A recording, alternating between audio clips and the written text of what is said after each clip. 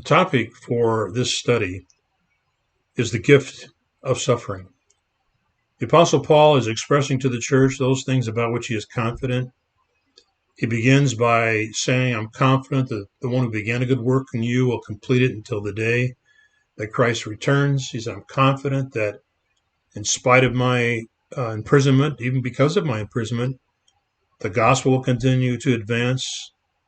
He also says that I'm confident that I'm going to be released and join with you again. So these are certain words he's given to the church in times of tremendous uncertainty and trouble. Now he comes to the issue of their suffering. And he says he's got a confidence here as well. And he's confident in the providence of the suffering of the church in Philippi. And we want to look at that today as we look at verses 27 through 30. It's recorded for us in chapter 1. Let's see what Paul says about the church and its suffering. He says, only let your conduct be worthy of the gospel of Christ, so that whether I come and see you or am absent, I may hear of your affairs, that you stand fast in one spirit, with one mind, striving together for the faith of the gospel.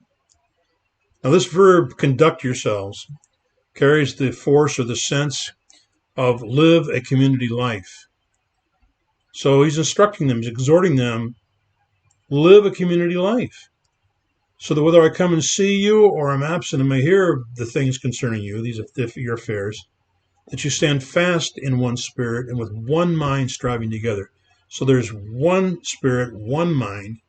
Standing fast in one spirit, I think, means to understand that this community life is a fellowship of the Spirit. So stand together, and then strive together for the faith of the gospel, understanding that you're a part of this fellowship of the Spirit and the community. It's a life community together in Him. Now he says to do this for the faith of the gospel. And so who are their adversaries? Well, the faith of the gospel we could understand from that it's likely that the adversaries are pagan or heathen or secular, if you will, and not religious. Otherwise, you might say that they are to stand fast in one spirit and strive together for the truth of the gospel, but it's for the faith of the gospel. He says, and not in any way, verse 28, terrified by your adversaries, which is to them a proof of perdition, but to you of salvation, and that from God. So this is going to be an honest expression on their faces. It'll come from their heart when they can say to their adversaries, I'm not afraid. I am not terrified by you. They have to come to that point where that would be the case. But he said, because if you're not terrified by your adversaries, he said, this is a proof of their destruction. They understand that they're not really having any eternal effect on you. But to you, it's of salvation, and that from God. So they're saved either way. And that's something, again, this is a part of the providence of God on their behalf.